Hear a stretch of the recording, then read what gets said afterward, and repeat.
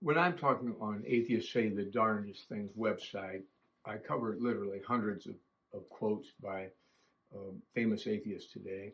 And I'm so disappointed that they don't tell the truth more often about what they believe.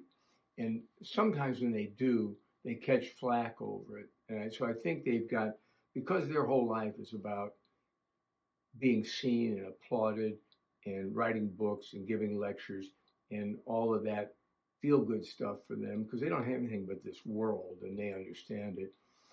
Pleasure in this world is all that really matters, and maybe the lack of pain. Nothing else really matters. They can't have a better standard than that if you're a real atheist. Now, if you're a pretend atheist, you can act like love matters and other things, but might even think honesty matters, but certainly Sam Harris doesn't think that. Now, he would say, Bill, I have my own view of honesty. I prize that view. And I'm like, but it's just your view, Sam.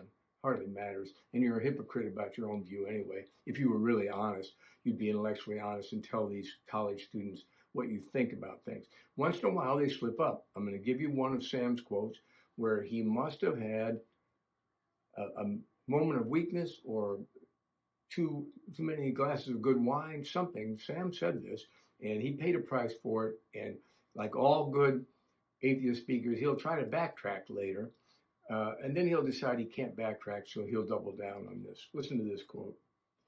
If I could wave a magic wand and I could get rid of either rape or religion, I wouldn't hesitate for 1 second to get rid of religion. Let me say it again.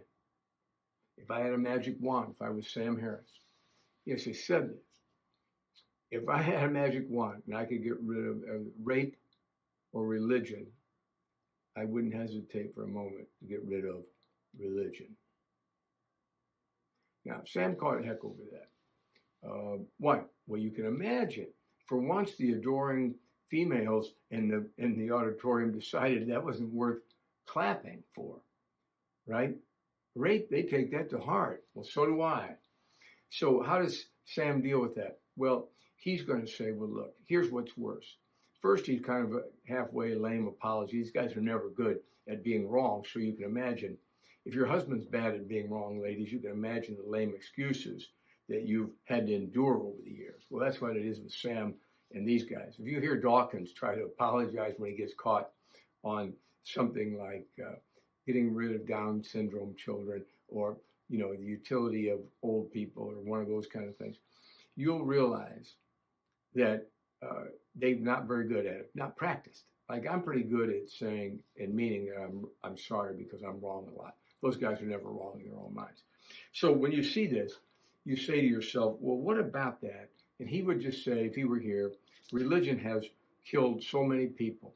And of course, he'll lump in Christians with everybody in history. You get Islam.